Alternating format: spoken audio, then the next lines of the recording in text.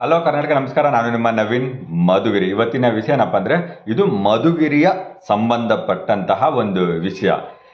ಏನಪ್ಪ ಅಂದರೆ 2023-2024ರಲ್ಲಿ ಜೈಮಂಗ್ಲಿ ನದಿ ಅಂದರೆ ಪುರುವರ ಹತ್ರ ಕೊಡಗೆರೆ ತಾಲೂಕಿನ ಪುರುವರ ಹತ್ತಿರ ಇರುವಂತಹ ಕೊಡಗೇನಹಳ್ಳಿ ಹೆದ್ದಾರಿಯಲ್ಲಿ ಆಗಿರುವಂತಹ ಜೈಮಂಗ್ಲಿ ನದಿ ಡ್ಯಾಮ್ ಒಂದು. ಇನ್ನೊಂದು ಕೊಡಗಿನಹಳ್ಳಿ ಹೋಬಳಿ ಹತ್ರ ಮುದ್ದೇನಹಳ್ಳಿಯಲ್ಲಿ ಈಗ 2026ರಲ್ಲಿ ಸ್ಥಾಪನೆ ಆದಂತಹ ಒಂದು ಡ್ಯಾಮ್.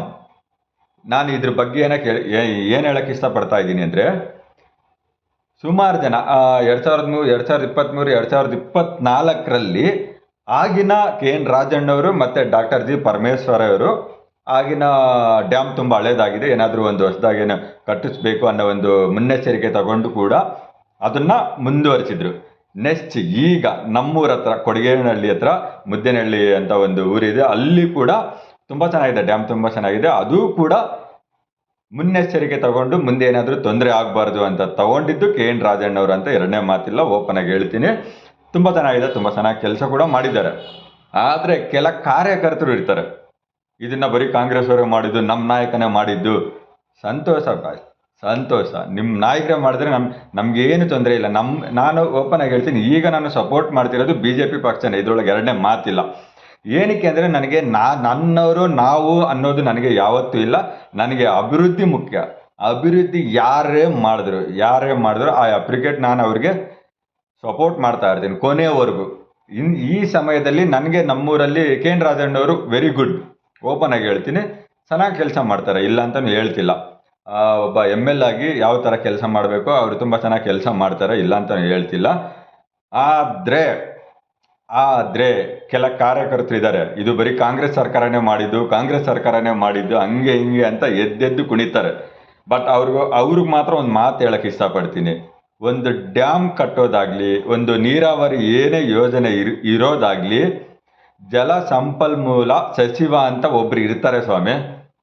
ಜಲಸಂಪನ್ಮೂಲ ಸಚಿವ ಅಂತ ಒಬ್ರು ಇರ್ತಾರೆ. ಪುರುವರ ಹತ್ರ, ಕೊರಟಗೆರೆ ತಾಲೂಕಿನ ಪುರುವರ ಹತ್ತಿರ ಜೈಮಂಗ್ಲಿ ನದಿಗೆ ನಿರ್ಮಿಸಿರುವಂತಹ 2023-2024ರಲ್ಲಿ ಸ್ಥಾಪನೆಯಾಗಿ ರನ್ನಿಂಗ್ ಆಯಿತು. ಆ ಟೈಮಲ್ಲೂ ಕೂಡ ಸೆಂಟ್ರಲಲ್ಲಿ ಇದ್ದಿದ್ದು BJP ಸರ್ಕಾರನೇ. ಜಲಸಂಪನ್ಮೂಲ ಸಚಿವ ಯಾರಿದಾರೋ ಅವ್ರು ಸಹಿ ಹಾಕಿದ್ರೆ, ಏನಕ್ಕಪ್ಪ ಜಲಸಂಪನ್ಮೂಲ ಸಚಿವ ಅಂತೀವಿ ಅಂದರೆ, ಅವರು ನಮಗೆ ಒಬ್ಬ MLA ಹೋಗಿ ಈ ಥರ ನಮಗೊಂದು ಬ್ರಿಡ್ಜ್ ಬೇಕು, ನಮ್ಗೆ ಈ ಥರ ಒಂದು ಹಣಕಾಸು ಈ ಥರ ಒಂದು ಬಿಡುಗಡೆ ಮಾಡಬೇಕು ನೀವು ಅಂತ ಹೇಳಿ ಅವ್ರು ಕೊಟ್ಟರೆ ಅವರು ಸೈನ್ ಮಾಡ್ತಾರೆ. ಓಕೆ, ನೀವು ಮಾಡಿಸ್ಕೊಳ್ಳಿ, ಇಷ್ಟು ಖರ್ಚಾಗುತ್ತೆ ಅಂತ. ಅದನ್ನು ನಾವು ಜಲಸಂಪನ್ಮೂಲ ಸಚಿವ ಅಂತ ಕರಿತೀವಿ. ಆಗ ಇದ್ದಿದ್ದು ಸೆಂಟ್ರಲ್ ಗೌರ್ಮೆಂಟ್ BJP. ಕೇಳಿಸ್ಕೊಳ್ಳಿ, BJP. ಆ ಟೈಮಲ್ಲೂ ಕೂಡ BJPಯವರು ಇದ್ದರು. ಅವರು ಆ ಟೈಮ್ 2023-2024ರಲ್ಲಿ ಗೋವಿಂದರಾಜು ಅನ್ನೋ ಏನೋ ಒಂದು ಹೆಸರು ಬರುತ್ತೆ, ಅವರು ಜಲಸಂಪನ್ಮೂಲ ಸಚಿವ ಅಂತ ಒಬ್ಬರಿದ್ದರು. ನೆಕ್ಸ್ಟ್ ಈಗ ಕೊಡಗೇನಹಳ್ಳಿ ಹತ್ರ ಮುದ್ದೇನಹಳ್ಳಿ ಹತ್ರ ಒಂದು ಡ್ಯಾಮ್ ಆಗಿದೆ. ಈಗಲೂ ಕೂಡ ಸೆಂಟ್ರಲ್ 2026ರಲ್ಲಿ ಈಗ ಸೆಂಟ್ರಲ್ ಗೌರ್ಮೆಂಟ್ ಇರೋದು BJP ಸರ್ಕಾರನೇ. ಈಗ ಜಲಸಂಪನ್ಮೂಲ ಸಚಿವರಾಗಿದ್ದು ವಿ ಸೋಮಣ್ಣ ಅವರು ನಮಗೆ ಸಪೋರ್ಟ್ ಮಾಡಿದ್ದಕ್ಕೆ, ಅವರು ನಮ್ಮಿಂದ ಬಂದಿರೋದಕ್ಕೆ, ಅವರು ನಮ್ಮ KN ರಾಜಣ್ಣವ್ರಿಗೆ ಸಪೋರ್ಟ್ ಮಾಡಿದ್ದಕ್ಕೆ ಆ ಡ್ಯಾಮ್ ಆಗಿರೋದು. ಒಂದು ಅರ್ಥ ಮಾಡ್ಕೊಳ್ಳಿ, ಅದು ಕಾಂಗ್ರೆಸ್ ಸರ್ಕಾರ ಅಂತಲ್ಲ, ಅದು ನಮ್ಮ ಮೈನ್ ಯಾರು ಜಲಸಂಪನ್ಮೂಲ ಸಚಿವ ಅನ್ನೋರು ಯಾರಿರ್ತಾರೆ, ಪ್ರತಿಯೊಂದಕ್ಕೂ ಒಂದು ಸಚಿವರು ಅಂತ ಇರುತ್ತೆ. ಅದನ್ನ ನೋಡ್ಬಿಟ್ಟು ಆಮೇಲೆ ನೀವು ಮುಂದೆ ಬನ್ನಿ. ಇದನ್ನು ನಾನು ಕೆಲ ಕಾರ್ಯಕರ್ತರಿಗೆ ಹೇಳ್ತಾ ಇದ್ದೀನಿ. ಎಗ್ರೆಗ್ರೆ ಕುಣಿತಾರೆ, ಇದು ನಾವು ಕಾಂಗ್ರೆಸ್ ಸರ್ಕಾರನೇ ಮಾಡಿದ್ದು ನಮಗೆ ಹಂಗೆ ಹಿಂಗೆ ಅಂತ. ನೀವು ಅಲ್ಲಿ MLA ನೋಡಬಾರ್ದು.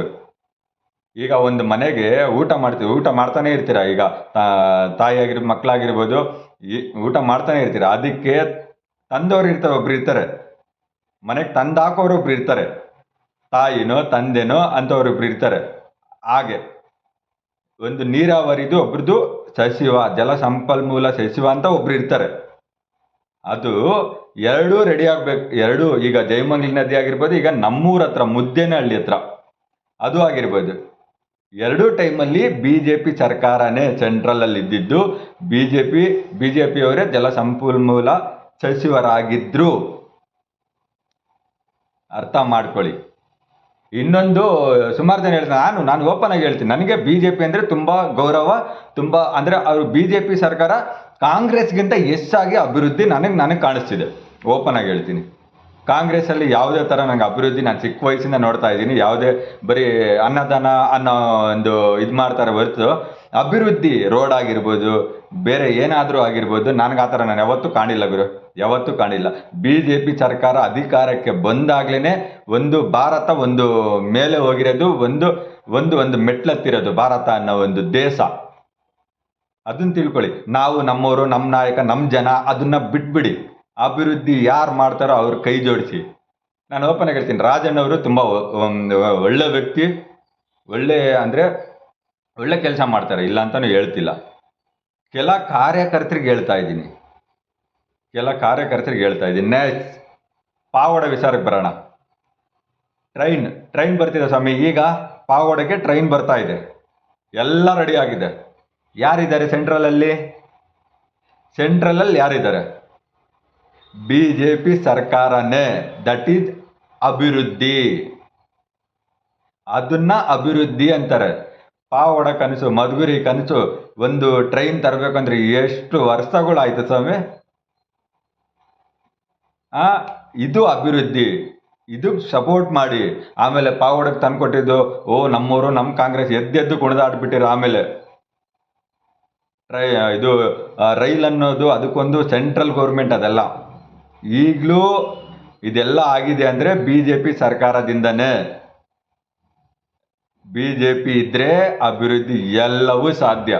ಕಾಂಗ್ರೆಸ್ಸಿಂದ ಅಂತ ನಾನು ಇಲ್ಲವೇ ಇಲ್ಲ ಅಂತ ಓಪನ್ ಆಗಿ ಹೇಳ್ತೀನಿ. ಬೇಕಾದ್ರೆ ನಿಮ್ಗೇನು ಕೇಳಲೇಬೇಕು ಅಂದರೆ ನಿಮ್ಮ ಎಮ್ ಎಲ್ ಅವ್ರನ್ನೇ ಕೇಳ್ರಪ್ಪ, ನಾನು ಏನು ಬೇಡ ಅಂತಲೂ ಹೇಳಲ್ಲ. ನನಗೆ ಗೊತ್ತಿರೋ ಪ್ರಕಾರ ನಮ್ಮೂರಿಗೆ ಕೆ ಎನ್ ರಾಜಣ್ಣವ್ರು ತುಂಬ ಒಳ್ಳೆ ಕೆಲಸ ಮಾಡ್ತಾರೆ, ಇಲ್ಲ ಅಂತಲೂ ಹೇಳ್ತಿಲ್ಲ. ಆದರೆ ಅವ್ರಿಗೆ ಕೈ ಜೋಡಿಸಿರುವಂತಹ ಒಂದು ಸರ್ಕಾರ ಏನೇ ಇದ್ದರೆ ಅದು ಬಿ ಜೆ ಪಿ ಸರ್ಕಾರನೇ. ಅವ್ರ ಜೊತೆಯಲ್ಲಿ ಕೈ ಜೋಡಿಸಿರುವಂಥ ಒಂದು ಏನಾದರೂ ಈ ಸರ್ಕಾರ ಇದ್ದರೆ ಅದು ಬಿ ಜೆ ಪಿ ಸರ್ಕಾರನೇ, ಕಾಂಗ್ರೆಸ್ ಸರ್ಕಾರ ಅಲ್ಲ. ತಿಳ್ಕೊಂಡ್ರೆ ನಿಮಗೆ ಒಳ್ಳೆಯದು. ಸುಮ್ಮನೆ ಎಗ್ರೆಗ್ರಿ ಕುಣಿದಾಡಬೇಡಿ. ಬಿ ಜೆ ಪಿ ಸರ್ಕಾರ ಇದ್ದರೆ ಪ್ರತಿಯೊಂದು ಹಳ್ಳಿ ಕೂಡ ಅಭಿವೃದ್ಧಿ ಆಗುತ್ತೆ, ಪ್ರತಿಯೊಂದು ಊರು ಕೂಡ, ನಮ್ಮ ದೇಶನೇ ಆಲ್ರೆಡಿ ಅಭಿವೃದ್ಧಿ ಆಗಿದೆ. ತುಂಬ ದೊಡ್ಡ ಮಟ್ಟಕ್ಕೆ ಬೆಳೆದಿದೆ ಇಂಡಿಯಾ, ಇಲ್ಲ ಅಂತಲೂ ಹೇಳ್ತಿಲ್ಲ. ಓಕೆನಾ? ನಮ್ಮೂರಿಗೆ ನಮಗೇನು ಡ್ಯಾಮ್ ಆಗಬೇಕಾದ್ರೆ ಆಗಿದೆ, ಅಲ್ಲೂ ಆಗಿದೆ, ಇನ್ನೂ ಆಗುತ್ತೆ. ಅದು ಬಿ ಜೆ ಪಿ ಸರ್ಕಾರ ಇದ್ದರೆ ಮಾತ್ರ. ಟ್ರೈನ್ ಬರ್ತಾ ಇದೆ, ಓಕೆನಾ? ಇನ್ನೇನು ಸ್ವಲ್ಪ ದಿನ ಓಡುತ್ತೆ. ಅದು ಕೂಡ ಮಾಡಿದ್ದು ಬಿ ಜೆ ಪಿ ಸರ್ಕಾರನೇ. ಆಮೇಲೆ ಎಗ್ರೆಗ್ರಿ ಕೂಡ ನಮ್ಮ ಎಮ್ ಎಲ್ ಎ ನೀವೇನಂದ್ರೂ ವಿದ್ಯಾವಂತರಂತ ಒಬ್ರು ಇರ್ತಾರೆ, ತಿಳ್ಕೊಳ್ಳಿ, ನೀವು ತಿಳ್ಕೊಳ್ಳಿ, ಒಳ್ಳೇದಾಗುತ್ತೆ. ಇಷ್ಟು ಹೇಳ್ತಾ ಮುಗಿಸ್ತಾ ಇದ್ದೀನಿ. ಜೈ ಹಿಂದ್, ಜೈ ಕರ್ನಾಟಕ ಮಾತೆ.